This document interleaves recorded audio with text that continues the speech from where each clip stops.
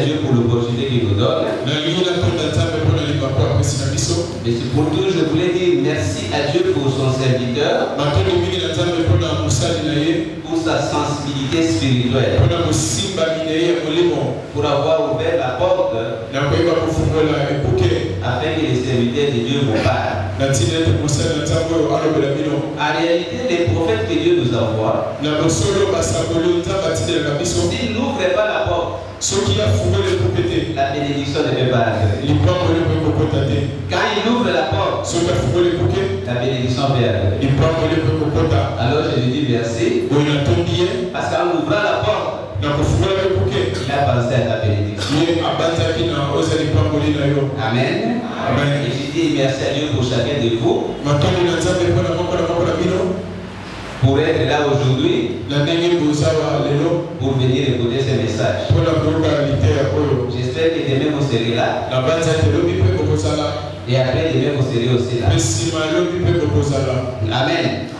Je vais parler d'un thème qui s'intitule Si vous êtes pauvre, Dieu n'y est pour rien.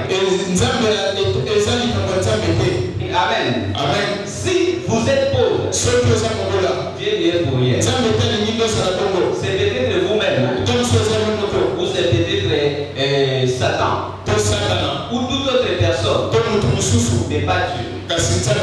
Amen. Mais avant de vous l'expliquer, je vais vous donner un exemple parce que c'était d'abord mon cas. Comme les serviteurs de Dieu l'a dit ici, je suis né d'une famille très pauvre. Très pauvre. Des familles sans nom. Amen. Mais il y a une chose. J'étais heureux d'être pauvre. Pourquoi? Parce que depuis l'enfance, on m'avait dit, si tu veux aller au ciel, il faut être pauvre. Amen. Dans l'église où mes parents m'amenaient à l'enfance, on m'avait dit, que sert-il à un homme de gagner le monde entier s'il avait à perdre son âme? Par conséquent, il ne faut pas chercher à gagner les choses de la terre et risquer de perdre le ciel. On me disait aussi, aidez les pauvres, et vous les pauvres vous irez au ciel. On nous disait aussi, si tu veux aller au ciel, sois comme les pauvres Lazare.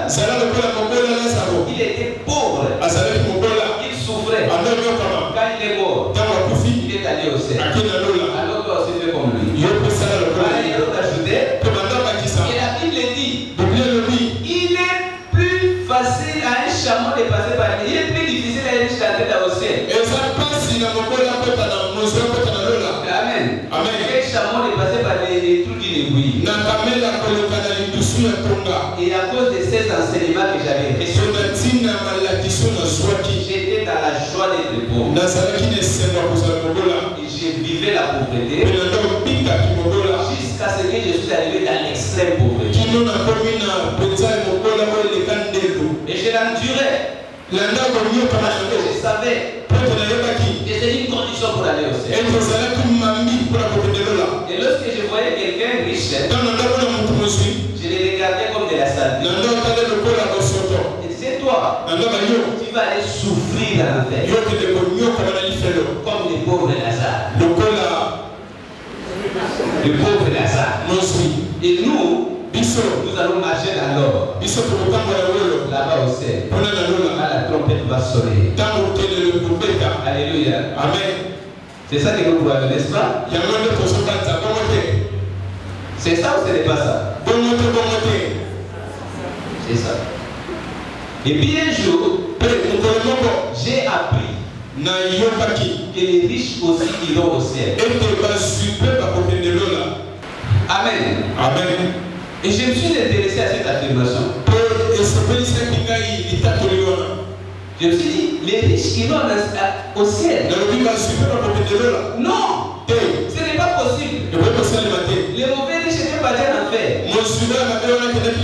Les riches ne peuvent pas aller au ciel. Mais en continuant cette affirmation, je me suis rendu compte que c'était vrai. Et les riches aussi iront au ciel. Alors je suis tombé malade. J'ai dit ce n'est pas juste.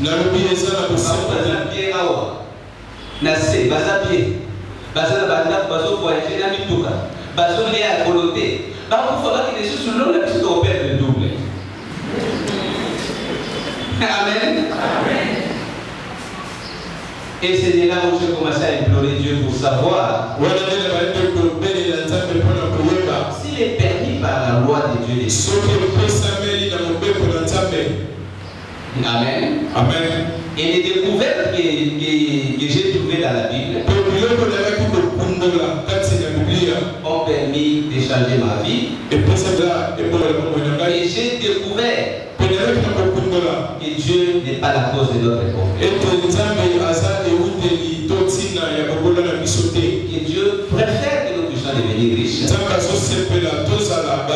Parce que lui-même il est riche. La découverte était dans les livres de 1 Samuel. 1 Samuel 2, chapitre 8. 1 Samuel 2, 8. Nous pouvons commencer à 7 à 8.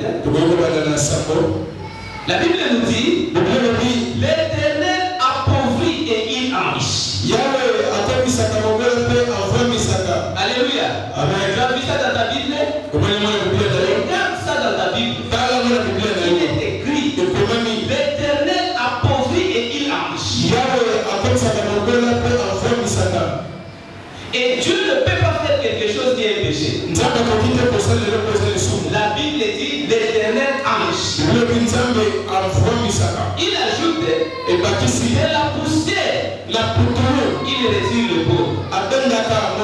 Du fumier, il relève les riches. Ça veut dire ceci. Quelle que soit la profondeur de ta pauvreté, Dieu peut mettre fin à cette pauvreté. Il a la capacité. Amen. Bien aimé, je l'ai dit pour l'avoir vécu. Et j'ai compris une chose. Que la parole de Dieu dans ta vie n'opère qu'en fonction de la compréhension que tu as. Amen. Mais si tu comprends que Dieu veut que tu sois pauvre, tu resteras pauvre. Aucun prophète ne peut finir avec ça. Amen. Tant que cette compréhension ne change pas, ta vie ne peut pas changer. Amen. Que Dieu te donne une bonne compréhension. Parce que cette compréhension, c'est le commencement de la délivrance. Et la Bible ajoute pour les faire asseoir avec les grands de ce monde. Et il leur donne en partage un trône de gloire. Alléluia. Amen. Pour résumer, Dieu m'amena dans une compréhension profonde de la Bible. De la réalité de la prospérité. C'était en 2016. En ce moment-là, j'avais un revenu de $15 le mois. Je n'avais pas les capitales de départ. Et je n'avais pas fait de grandes études pour devenir peut-être directeur de Vodacom. J'avais fait la philosophie. Et de la compréhension de la parole de Dieu que j'avais. Comme révélation. Parce que la Bible dit tes paroles éclairent. La révélation de tes paroles éclaire. J'étais éclairé. Alors j'ai commencé par l'intelligence que Dieu m'avait donnée à appliquer des lois simples. À partir de l'histoire qu'il m'avait montré, l'histoire de la chair de ma mère. Rapidement l'histoire de la chair de ma mère. Je vais demander à l'interprète d'être plus rapide pour que nous puissions un peu encore, on a commencé à retard. Lorsque j'ai fini mes études, je voulais réussir la vie. Parce que depuis la France, on m'avait dit que si tu veux quand même être bien dans la vie, il faut aller à l'école, il faut étudier, il faut obtenir les diplômes, il faut réussir dans la vie. Alors je suis allé, j'ai étudié, et lorsque j'ai fini les études, j'ai commencé à chercher un emploi. J'ai donné des CV partout. On ne répondait même pas. Alors je suis retrouvé dans une situation où j'ai gagné à peu près $15.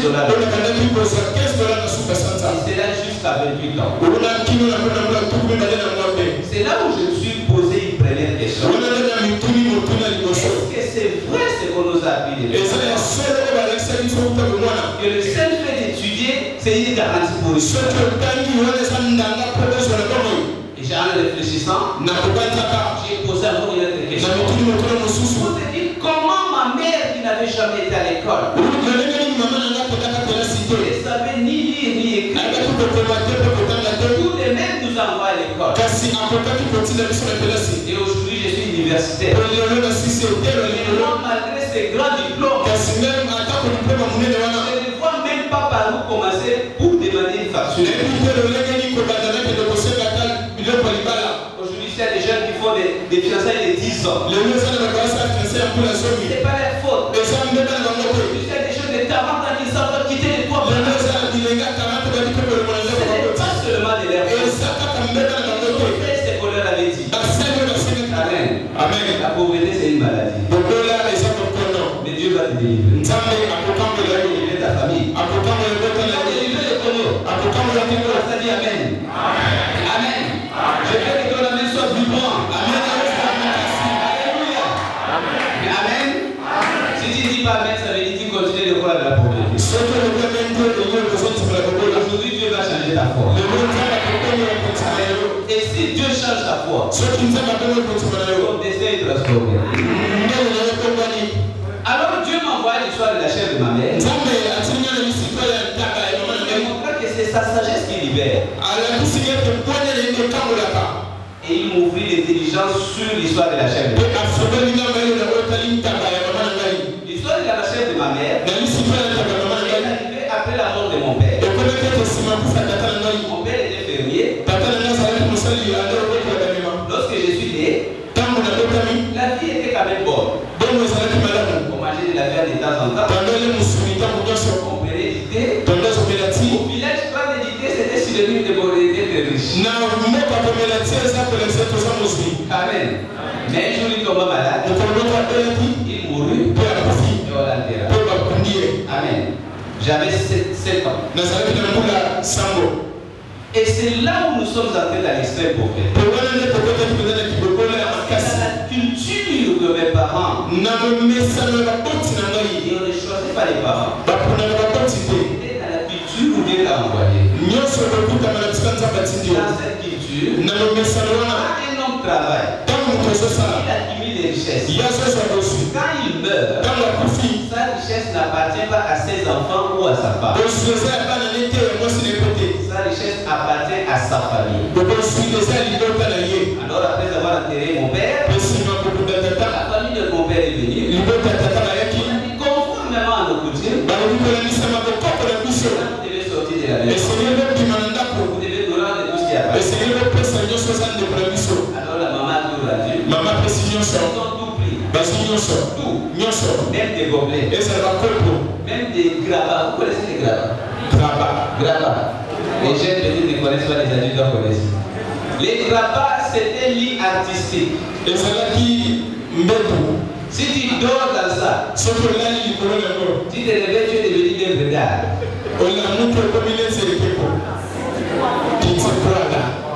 Amen. Amen. C'est ça qui était la richesse qu'ils ont pris. Ils ont pris les chèvres. Ils ont pris les plantations de café. C'est un signe de reconnaissance. Pour les 25 ans de mariage, la mère avait passé avec elle. On lui donna une chèvre. Et on nous renvoya vers le village de notre maman. On fit la même chose avec notre malade maman. Parce que le papa avait 2 femmes. Alors nous sommes allés au village. Là nous avons commencé une vie d'extrême pauvreté. Une vie de souffrance que l'on avait jamais. Si vous aimez la pauvreté, parce que peut-être Dieu ne vous a jamais amené à une dimension de pauvreté. Vous pouvez vous poser la question, est-ce que c'est une bonne chose? Amen. Dans cette souffrance, nous avons commencé à pressionner la maman. Parce que surtout à manger, ça nous manquait. Notre demi-frère faisait aussi la même chose. La belle-mère. Ils voulaient tuer la chèvre. Ils ont tué la chèvre. Ils ont mangé la chèvre. Et voilà, c'est l'histoire de la chèvre était finie. Et si on avait une maman un peu drôle, on a fait pression. On a fait pression. Je me roulais par terre. Pour tuer la chèvre. Et la maman avait refusé. Alors on a dit qu'il était une maman méchante. Mais un soir, elle nous a fait asseoir autour du feu. Le feu du bois. Et nous a raconté quelque chose qui a été le fondement de ma vie. La maman nous a dit ceci. Mes enfants, je vous aime. Je vois votre souffrance. Et j'en souffre plus que vous.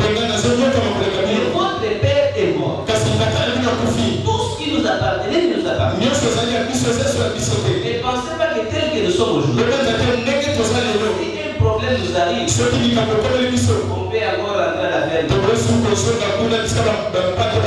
Ça ne nous appartient. Tout ce que j'ai, c'est cette chair. Amen. Si je tue cette chair, je n'aurai plus de quoi vous prendre en charge. Vous allez commencer à mourir l'un après l'autre. Et je vais rester seul.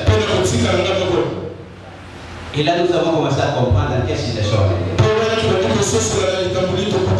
Mais elle a ajouté une chose.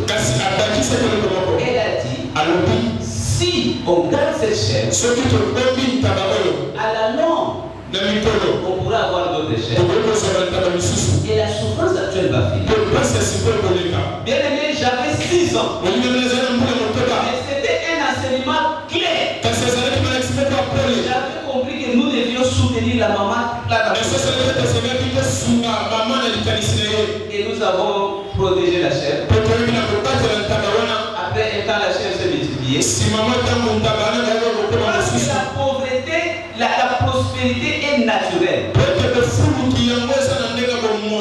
C'est une loi que Dieu a mis à l'intérieur de chaque chèvre. Chaque chèvre a le pouvoir de se multiplier. Amen. Et de cette chèvre est né un troupeau de chèvres. Et grâce à ce troupeau de chèvres, la maman vendait de temps en temps. Elle était scolaire pour nous. Et Dieu m'a montré que de la même manière, un troupeau de chèvres d'une seule chèvre peut parfaitement sortir de la pauvreté si tu appliques la même sagesse. Amen. Et c'était clair dans ma tête. J'avais compris. Même avec un revenu de $15 le mois, l'application de la sagesse et des principes, tu peux devenir riche. Et comment appliquer cette loi? C'est par la conservation d'abord de ce que tu gagnes. Si le pauvre est pauvre, c'est pas à cause de la quantité d'argent qu'il gagne, mais c'est parce qu'il fait mal, il utilise mal son argent. Il utilise la naissance de Dieu sa chair. Et lorsque j'ai compris cette loi, j'ai compris que je devais épargner une partie de ce que j'ai fixé l'objectif d'avoir une chèvre aussi. Il y a un Et comme j'étais en ville, et l'argent n'est que l'équivalent de la chèvre. La chèvre coûtait $50 à cette époque. J'estimais que si je peux avoir $50, c'est l'équivalent d'une chèvre. Et de même que ma mère avait obtenu un troupeau à partir d'une chèvre, je peux aussi obtenir beaucoup d'argent à partir de cette chèvre. J'ai commencé à épargner $10 de mois. J'ai fait les premiers mois. J'ai fait les deuxièmes mois. En théorie, je devais faire 5 mois pour avoir $50. Mais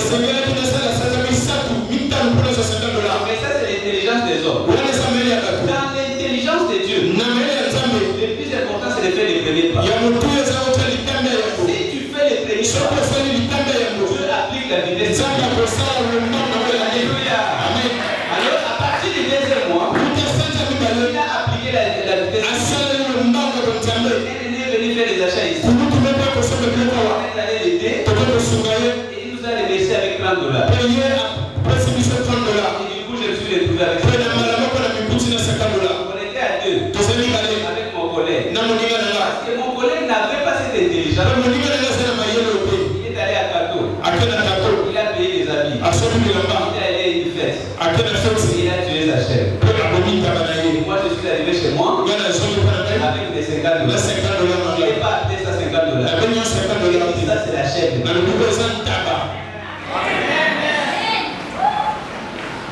D'abord, on va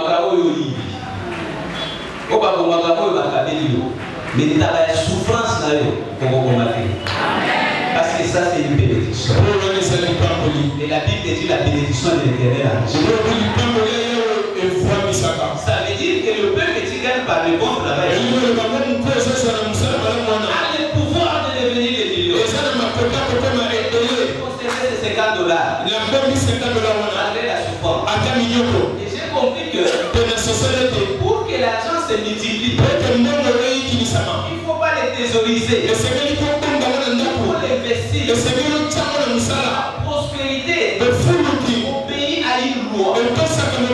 La loi des sémences. Une loi que Dieu a créée dans le Genèse. Après avoir créé les fruits et les semences, que les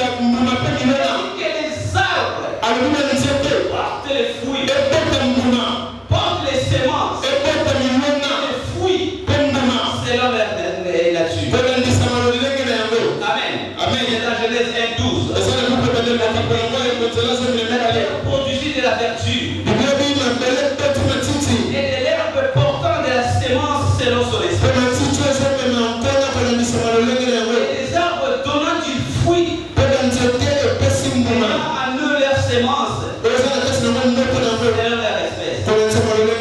Vu que cela est fait. Dans les sémences, le pouvoir de se multiplier. Et cette sagesse, nos ancêtres l'avaient. Les ancêtres récoltaient. Exemple, le maïs. Ils savaient qu'après, il faut appliquer la loi de la sémence pour que le maïs puisse se multiplier. Donc, si tu sèmes un grain de maïs, par la loi de la prospérité et la loi des semences, un grain de maïs peut te donner 1000 grains de maïs. Alléluia. Amen. Bien aimé, quand les enfants de Dieu ne comprennent pas la prospérité, c'est pour cela qu'ils pensent que ça vient des diables. Non, la prospérité vient de Dieu. La prospérité, c'est Dieu lui-même. Dieu n'est pas pauvre. Dieu est riche. Et si tu es enfant de Dieu, la pauvreté devient tout. Amen. L'enfant des chèvres, c'est quoi?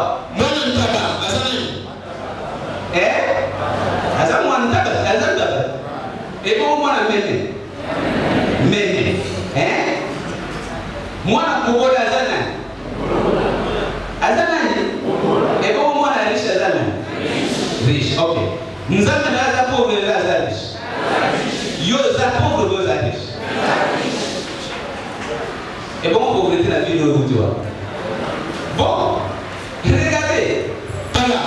Quand vous allez quelque part, vous voyez des enfants. Bien que par la condition des enfants, vous pouvez savoir si les parents sont riches ou pauvres. Amen. Amen. On devait reconnaître la nature de Dieu encore. Amen. C'est dans là-bas arrivé dans ta vie. Où les gens craindront Dieu en les voyant. Alléluia. Alors de cette histoire, en investissant l'argent, investissement, la seule manière de s'aimer l'argent, pour que l'argent se multiplie. La consommation immédiate te donne la satisfaction, comme quelqu'un qui a tué sa chair, tu perds toute possibilité de devenir. Et cet investissement, un jour, j'ai eu $400, puis $3,500. J'ai investi en faisant un peu de sacrifices. Par exemple, là, je m'étais marié et je vivais dans une boutique avec ma femme. Je lui ai expliqué. Nous avons étudié. Il n'y a pas d'emploi. Je ne sais pas pendant combien de temps on va chercher là. Le peu d'argent que nous avons, on peut louer une maison, de payer une télévision, de mettre des chaises pour que les gens voient que tu vomis. Je préfère qu'on puisse investir. On va vivre dans cette boutique. On va s'organiser. Que nos investissements vont évoluer. Et même nous pouvons aussi commencer à consommer. Quand tu as fait le premier pas, Dieu va faire le reste. Il a le miracle de la prospérité. 2014, la première fois mes entreprises commencent à produire $1 million l'année. Amen. Amen. Donc ce que Dieu avait dit, Dieu peut te prendre de la pauvreté à la richesse. C'est la vérité. Dieu ne peut pas mentir. Amen. Amen. À partir de ce moment-là, les gens commencent à se poser des questions. Vous savez, chez nous, c'est comme si quand tu es pauvre, c'est normal. Personne ne vient voir sous ton lit quelle est la cause de la pauvreté. Alléluia. Amen. Mais quand tu es riche, c'est pas normal. On voit même sous ta voiture.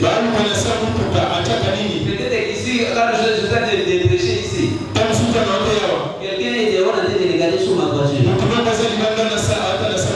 Moi, il me présente. Amen. Amen. Alors les gens disaient, hey, assis. Assis. Assis. Mais je vois frère est venu voir, c'était un pasteur qui était venu là-bas. Alors il m'a posé la question de Ricardo, qu'est-ce qui se passe?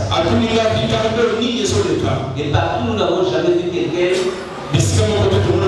qui a prospéré en si peu de temps. Je suis à l'Europe pendant 20 ans.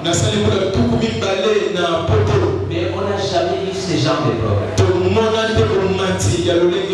Alors je lui ai dit, Dieu n'a pas besoin de t'amener à l'Europe. Amen. Amen. J'ai commencé à lui expliquer. Alors il a dit non, non, non.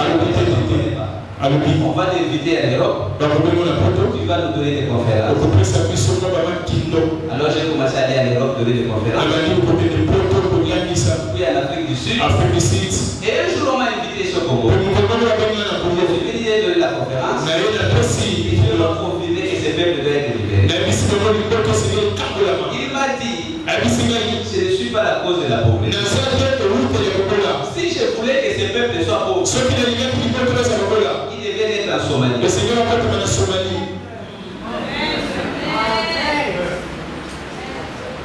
Si ces peuples, je voulais qu'ils soient pauvres, je voulais qu'ils naissent en Éthiopie. Mais si je les ai mis dans le pays le plus riche du monde en termes de ressources,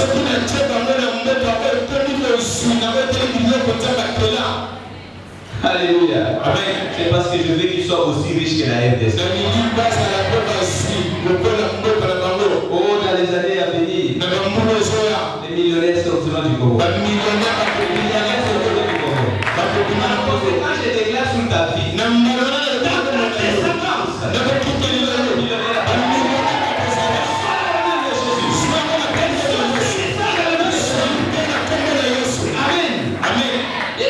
ne reçois pas la parole, ça ne peut pas opérer la vie.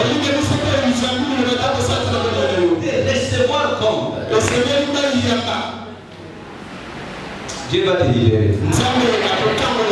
Alléluia. Amen. Maintenant, je vais parler de si vous êtes bon.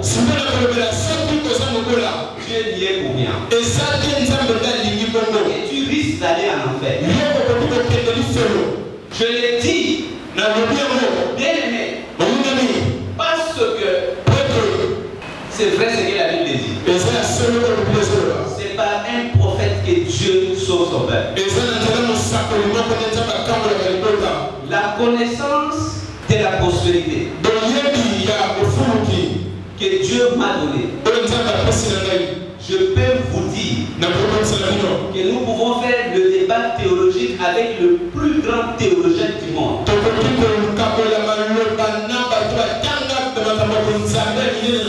Démontrable théologiquement, scientifiquement, que la pauvreté est contre nature. Amen. Amen. C'est démontrer que la pauvreté ne peut pas être Dieu. Que la pauvreté c'est les ténèbres. Bien aimé, je vais commencer par vous expliquer les livres. Ouvrez la Bible dans les livres de Marc 8, 36.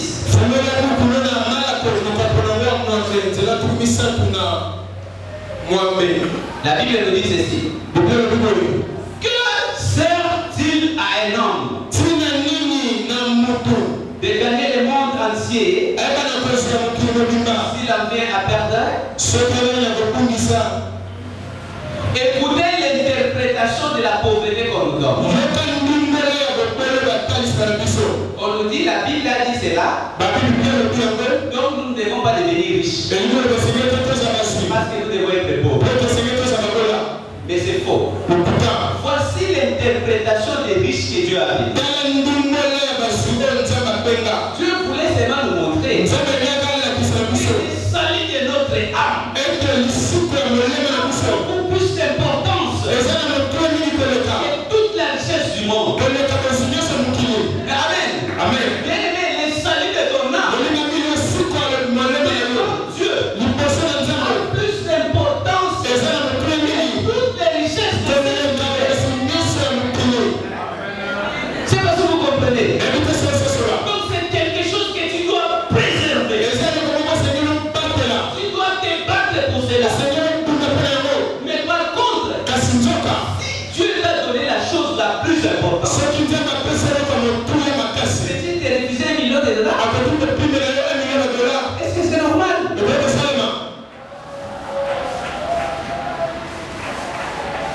Maintenant tout dépendra de toi. Si l'acquisition de la richesse met le salut de ton âme en danger, je préfère que tu restes pauvre pour au moins sauver ton âme.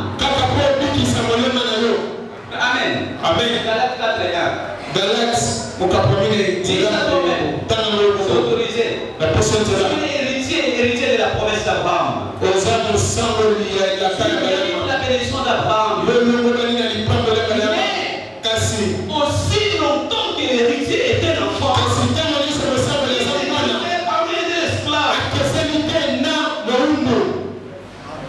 Une chose est d'être enfant de Dieu. Une autre chose est d'être enfant. Tu es enfant. Tu n'es pas qualifié pour la prospérité. Parce que c'est une responsabilité. Un enfant ne peut pas porter. Il ne peut pas l'écraser. La prospérité qui vient de Dieu est accessible. Quand tu as une fondation spirituelle, elle est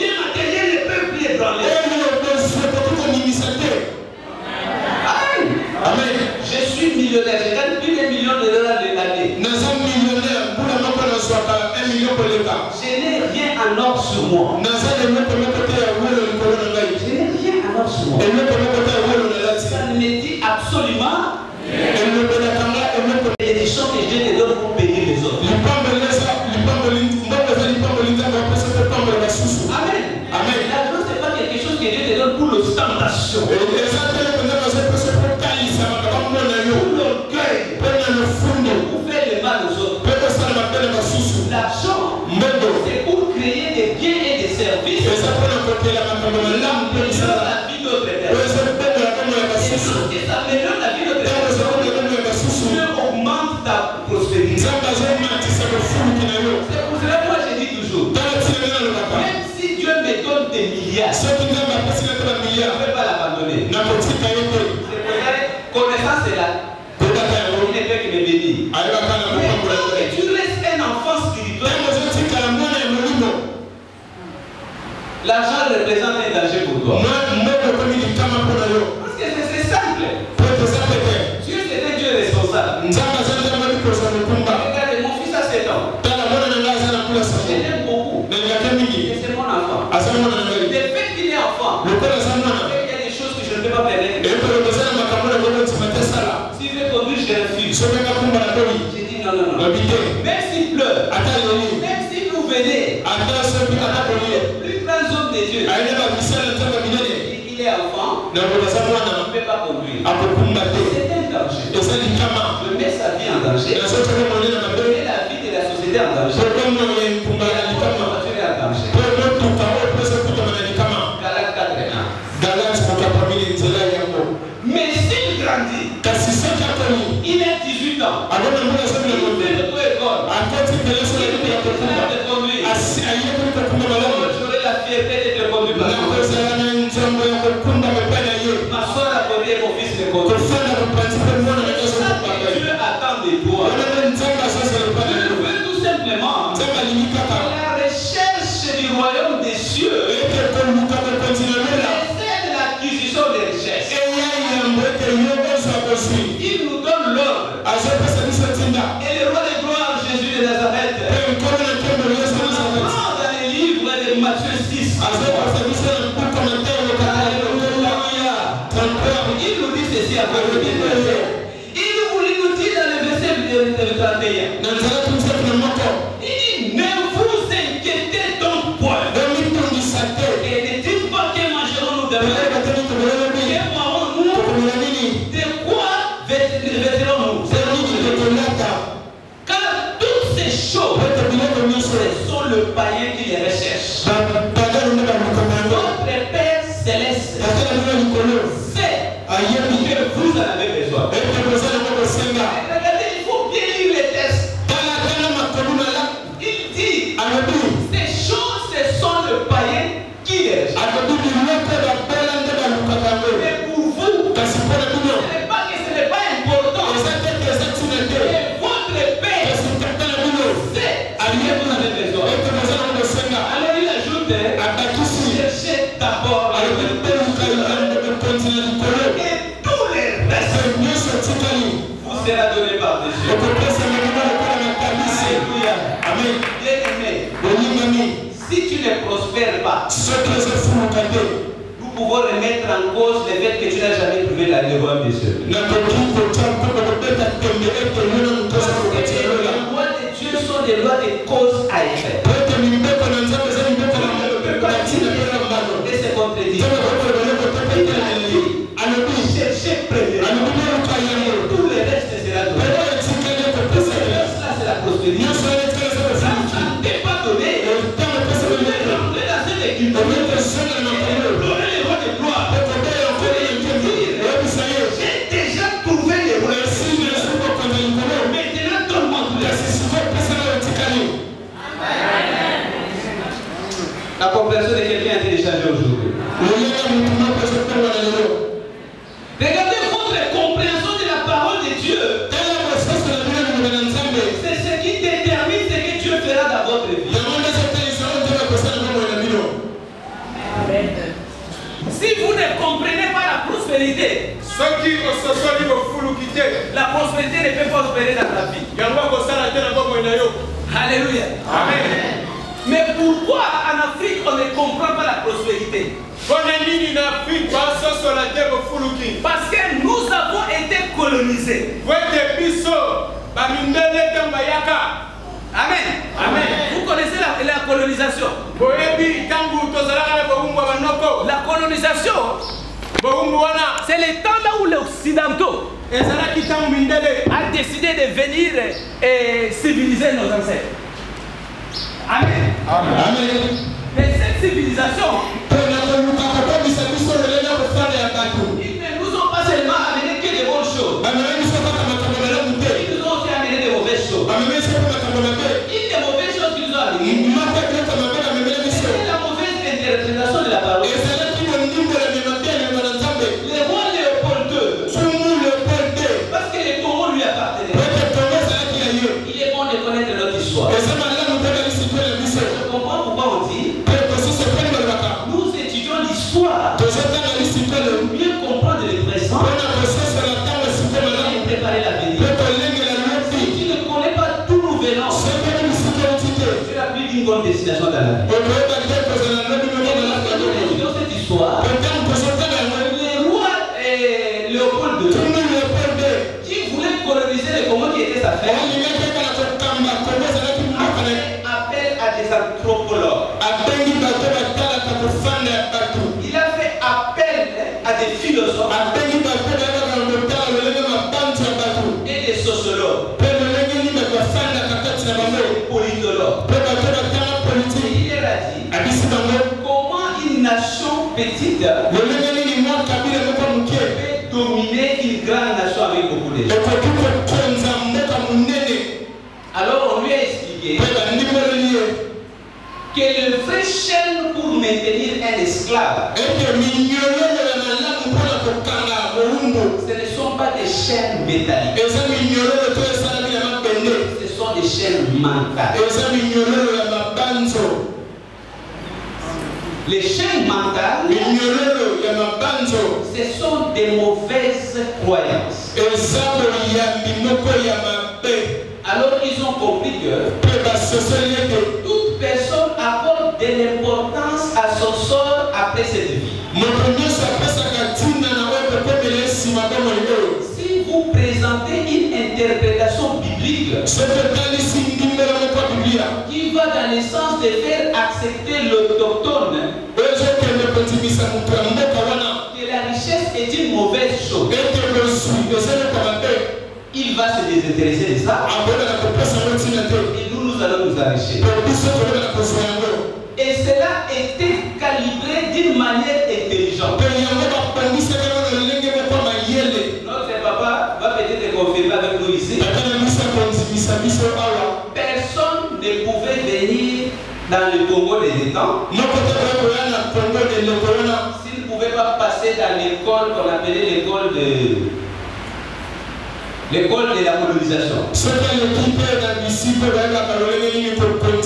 Les gens qui allaient là-bas ne savaient pas l'idéologie qui était derrière. Ils avaient déjà mis des plans pour que les gens qui viennent puissent inculquer l'image d'infériorité aux colonisés. Par exemple, on ne pouvait pas envoyer un Belge qui a un défaut. Il devrait être complet. Et quand il venait devant les colonisés, il devait être habillé en blanc. En psychologie, pour montrer que nous sommes une race supérieure. Un Belge ne pouvait pas manger sur la même table que les. Regardez tous les missionnaires catholiques, protestants, il y avait un camp pour eux et un camp pour les autres. Amen. Amen. Et là où on nous a fait l'apologie, le pauvre appartient aux pauvres. Oui, le royaume des cieux appartient aux pauvres. Aux pauvres qui ont accepté la pauvreté. Et la Bible nous dit, l'une des premières missions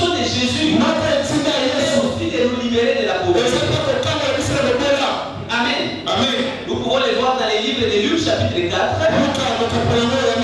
où la Bible nous explique la mission de Jésus. Voici la mission de Jésus. Verset 18. Il est le Seigneur est sur moi. Il m'a oint pour annoncer une bonne nouvelle. Aux pauvres. Il a bien commencé aux pauvres. Mais il faut bien comprendre. Quand on vient d'annoncer une bonne nouvelle, ça veut dire qu'on vient mettre fin à ton problème. Si ton enfant sort tous les jours, il cherche l'emploi, il ne trouve pas. Par exemple, le soir, il est content, il est abattu. Quand tu le vois abattu, ça veut dire qu'il a trouvé. Et un jour, il va être content. Et si j'ai une bonne nouvelle, ça veut dire quoi? Ça veut dire quoi? Et Jésus a dit, j'ai une bonne nouvelle au peuple. Il est venu mettre fin à la pauvreté. Regardez, n'interprétez plus la Bible. À cause de la catéchèse que vous avez ici. Pensez maintenant avec votre propre compréhension. Si vous avez fait un peu de logique aristotélicienne, vous pouvez comprendre que Jésus est venu pour finir la pauvreté.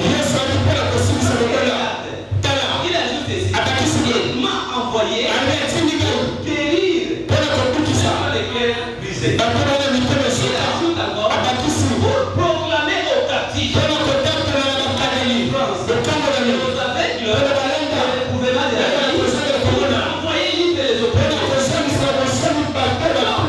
Jésus est venu pour les malades.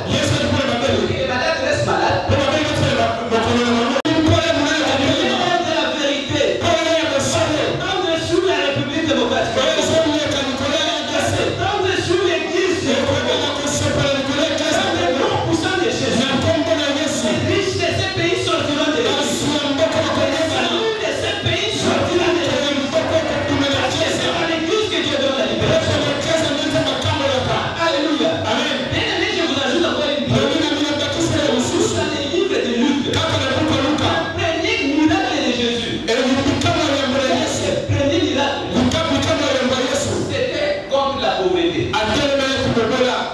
Est-ce que vous saviez ça?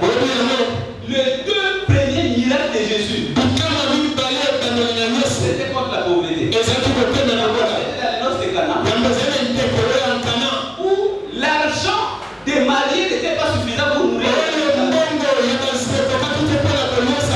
Et Jésus a créé l'abondance. Amen. Il a créé l'abondance. Il a créé l'abondance.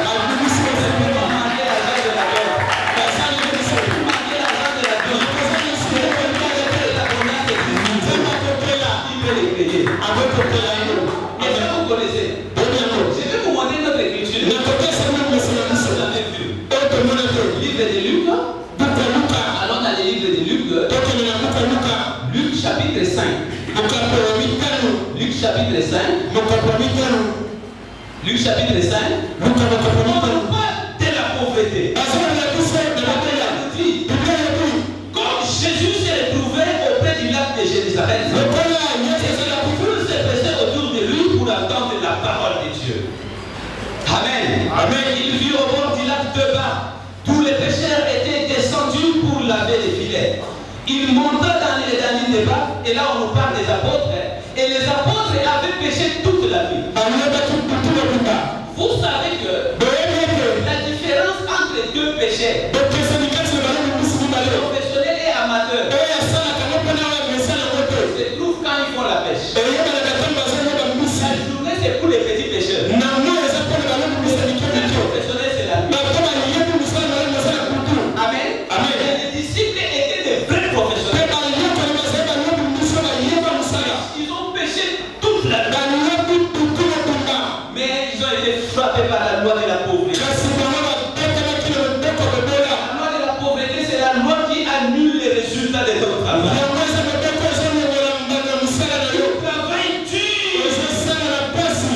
Pas. De carrière. Tu les plonges dans la pauvreté.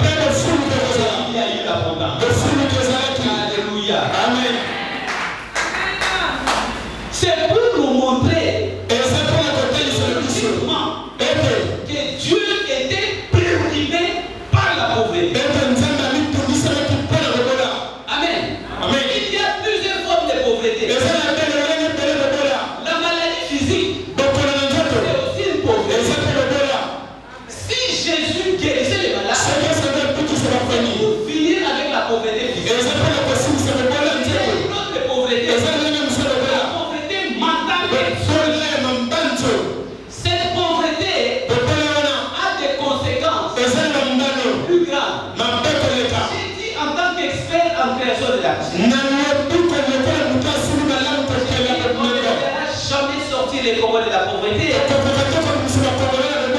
on ne peut pas attaquer la pauvreté mentale et anthropologique dans les têtes.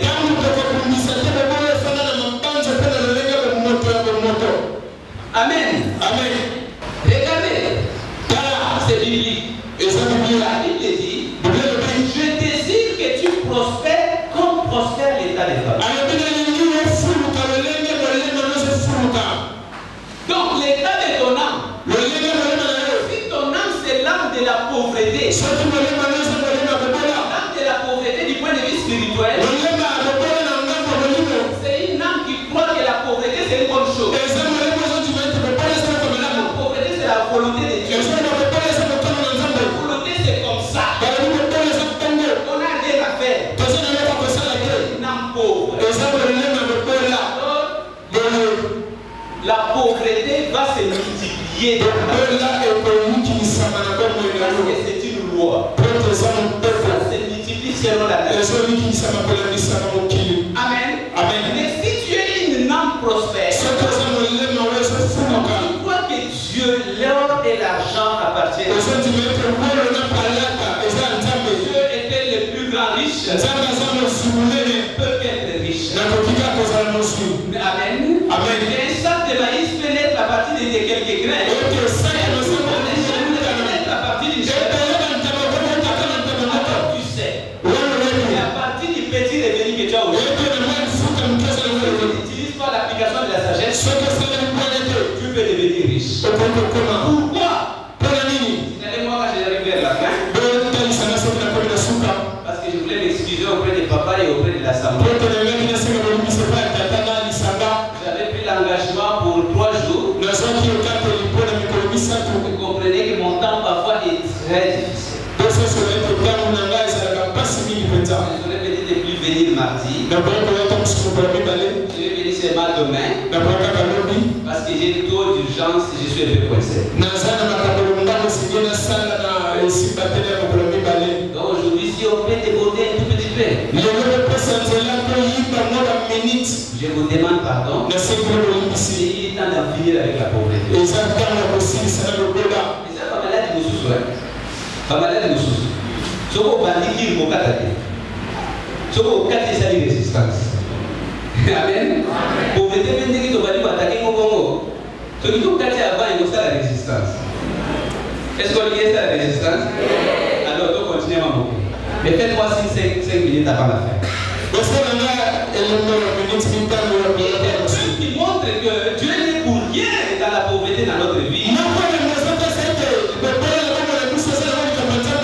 C'est le message de Jésus. Jésus de Nazareth.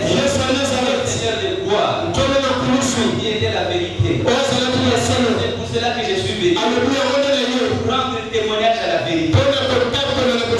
Les hommes sont dans les mensonges. Là, ils souffrent. Il nous a montré que tout péché est pardonnable. Quand nous voyons les enseignements de Jésus, et même l'adultère était pardonnable. Dans la loi de Moïse, des péchés qui étaient impardonnables. Quand on attrapait une femme dans l'adultère, pas de jugement, sur place. Terminé. Mais Jésus nous a appris que l'adultère était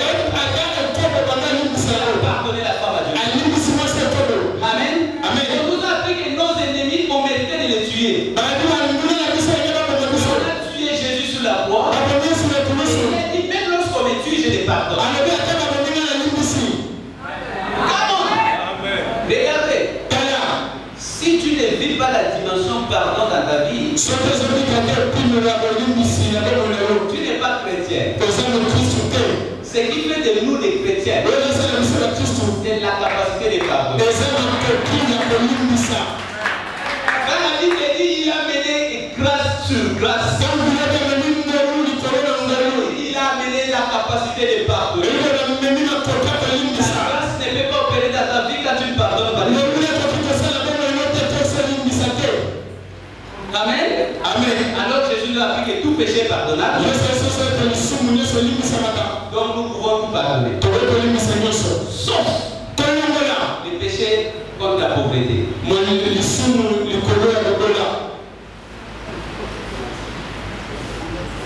Parce que ça c'est contre l'esprit.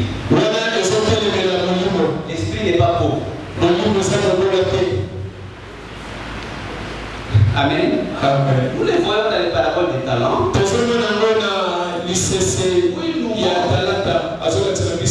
le seul parabole où Jésus a parlé des richesses.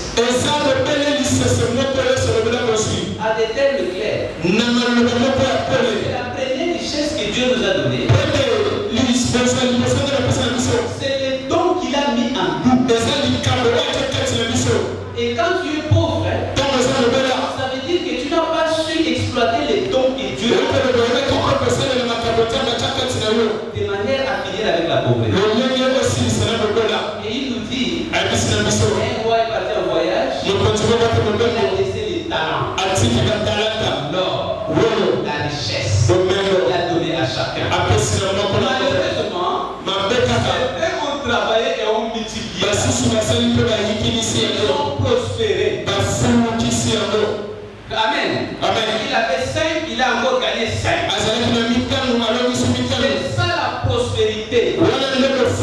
Lorsque ton âge augmente, tes ressources aussi vont augmenter. $2,000 du mois, $2,000 du mois,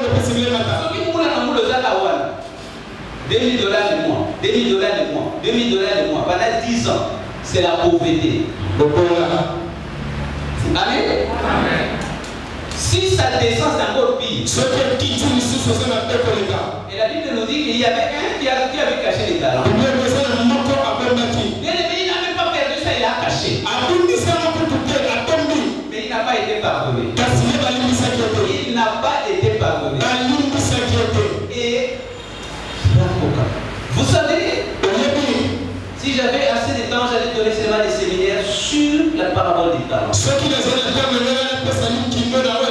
Non seulement qu'on a envoyé, on l'a renvoyé, mais on a récupéré les peu qu'il avait.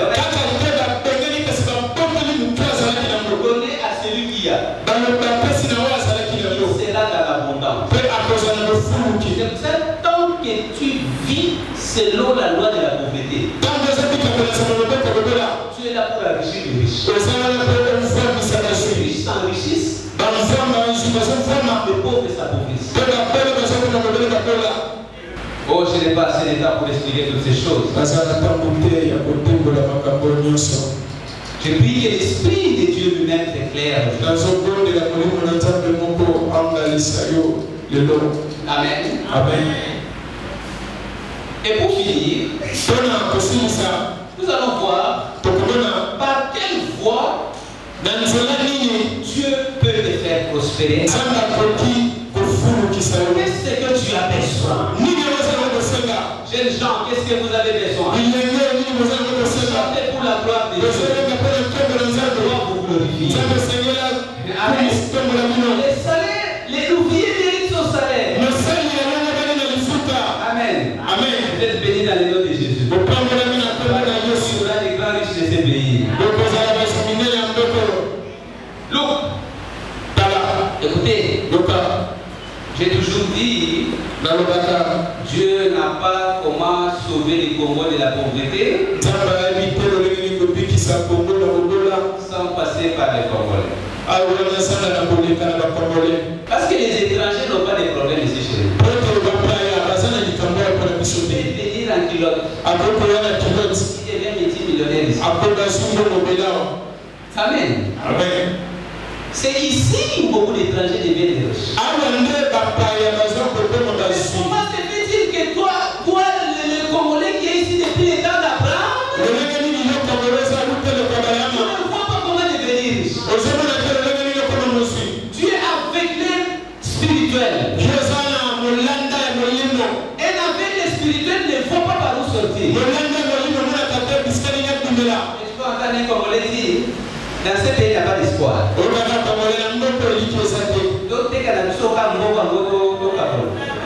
Si tu dis ça, tu es maudit sur 14 générations. Toi, tu vas vendre les pays les plus riches que Dieu a créés, tu vas vendre ça à qui? Et RDC, ça sera la terre d'avenir.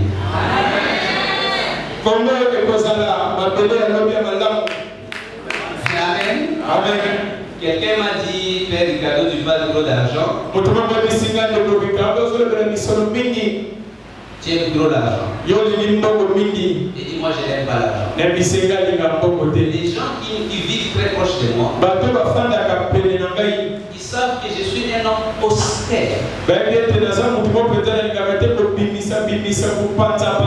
Non, ça, ce n'est pas ma vie. Je suis austère.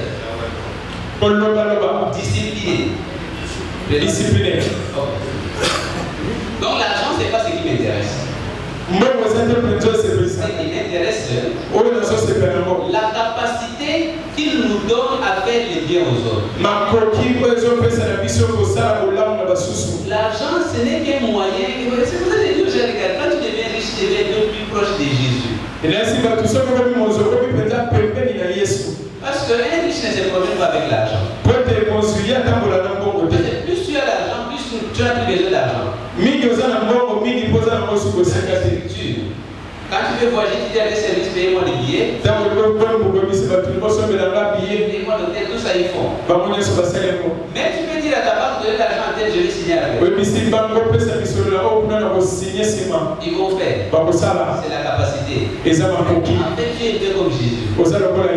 Il dit seulement une parole. Et c'est là ça compte.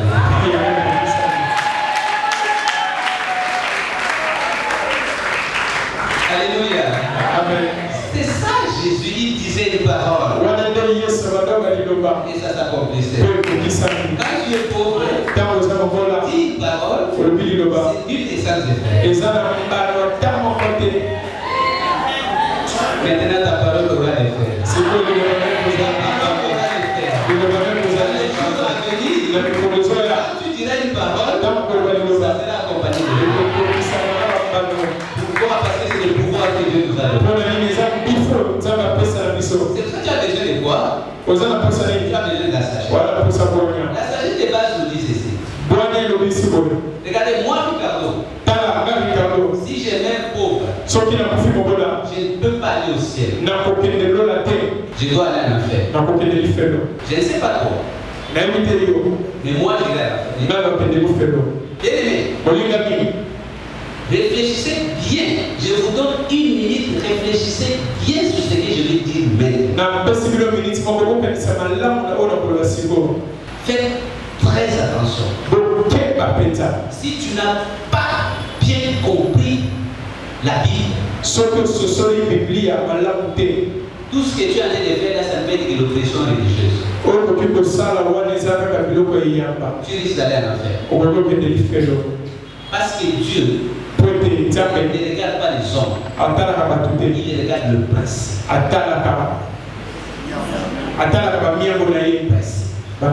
Tu dois appliquer ou tu n'as pas appliqué. Alors réfléchis avec moi. Tu meurs, tu vas au ciel, on te présente devant Dieu pour qu'on te juge. Si tu dois aller en enfer ou et il y a là des milliers de jeunes Congolais en train de se plaindre devant Dieu. Nous avons souffert le Congo. Pas d'emploi. Salaire faible. Je ne suis pas marié jusqu'à 40 ans parce que je ne parvenais pas. Des souffrances. Pourquoi tu m'avais laissé malgré mes prières? Alors Dieu se retourne vers toi. Ce n'est pas moi. La cause c'est lui. C'est lui. Et toi tu viens devant Dieu. Pourquoi vous faites moi la cause? Dieu dit j'avais créé chacun avec une mission. Sa mission à lui est de devenir milliardaire. Pour créer des emplois. Pour créer des routes. Créer des usines. Vous deviez travailler. Mais lui, il a rejeté la mission. C'est pour cela que vous avez souffert. Maintenant, vous dites-moi qu'il a entre le ciel ou en enfer. La jeune a quand même vraiment bâti d'or.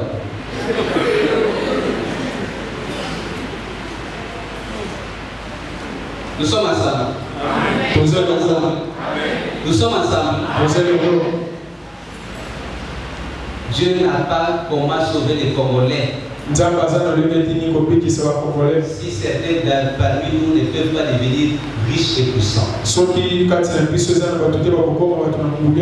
pauvreté est une pauvreté anthropologique. Quand il y a 20 millions d'habitants sans argent, 80 millions de c'est une faiblesse. Ce sont des ossements desséchés.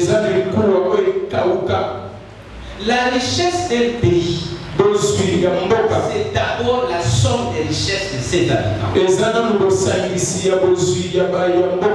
que le Congo devienne riche, il faut que les Congolais commencent à devenir riches.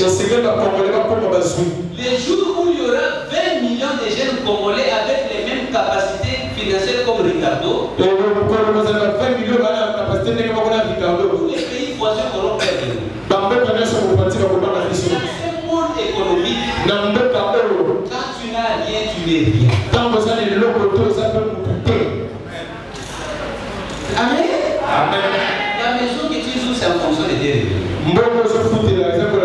Tu ne voyages pas en fonction de tes revenus. Tu travailles en voiture ou dans l'esprit des morts en fonction de tes revenus. Ainsi de suite. Et ce n'est pas Dieu qui t'a créé pour la paix. Dieu t'a créé pour la richesse. Vous êtes dans les livres des Proverbes. Proverbe 3:13. Proverbe 3:13.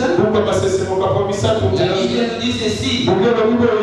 Parlant de ce qu'il faut trouver pour devenir riche. Parlant de Dieu qui peut rendre riche. Proverbe 3:13 à 16. Je vais lire. La Bible nous dit ceci.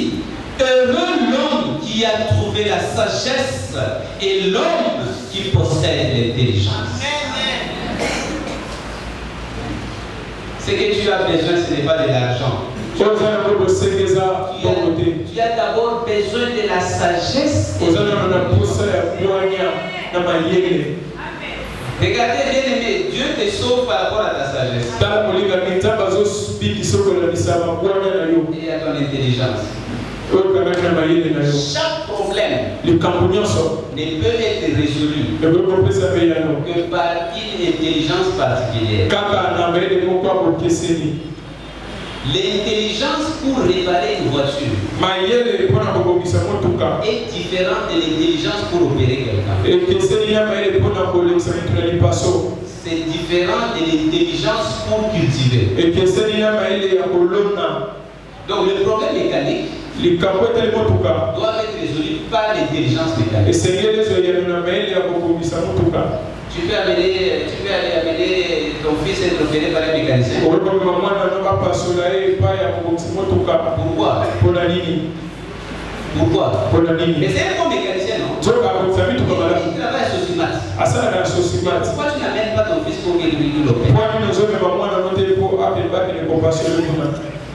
Amen. Amen. C'est parce que l'intelligence mécanique ne peut pas résoudre des problèmes physiques. La même chose pour le Congo. Si le Congo est pauvre, c'est parce qu'on a développé que l'intelligence professionnelle. Les gens n'ont que les problèmes d'intelligence professionnelle. À résoudre que des problèmes. Ce n'est pas suffisant pour sortir de la pauvreté.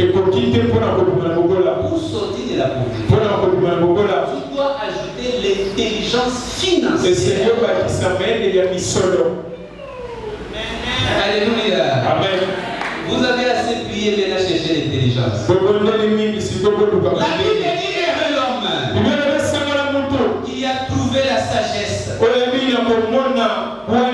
et qui possède l'intelligence. Le gain qu'elle procure est préférable à celui de l'argent. Si tu es sage, tu peux être riche. Parce que la sagesse est préférable à l'argent. On a écrit l'argent. En français, quand on écrit comme ça impersonnel, donc qu'importe le montant. Cette sagesse est supérieure à $1000. Supérieure à $100 000. Supérieure à $10 millions. $1 milliard. La sagesse est toujours supérieure. Et les profits qu'on en tire vaut plus que l'or. Vous savez, la fortune, quand vous en avez vu beaucoup, on ne peut plus compter en dire des banques, on compte en kilos d'or. Je vous montre que cette sagesse est toujours supérieure. Dans le verset 15, elle est plus précieuse que le perle. L'or raffiné que l'or naturel. Il ajoute et la plus de valeur que tous les objets.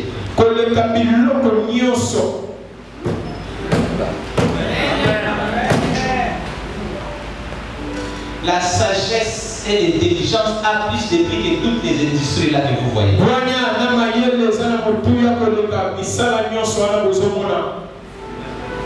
Et la Bible est finie dans le verset 16. Dans sa droite, une longue vie. Dans sa gauche, la richesse et la gloire. Tu n'as pas entendu. Et ça c'est pour toi. Tu devais entendre. Et dans sa gauche, la richesse et la gloire.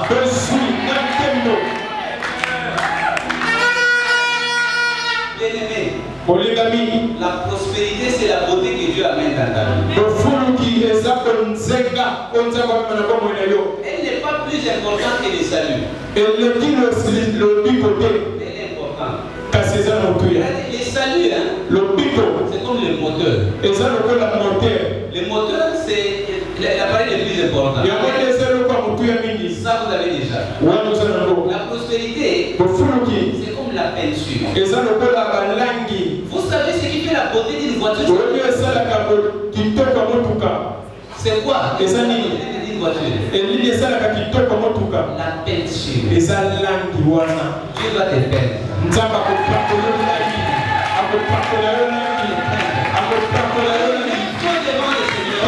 Nous sommes arrivés au temps de la fin. Au temps de la fin, les ossements de ces gens doivent prendre chair. La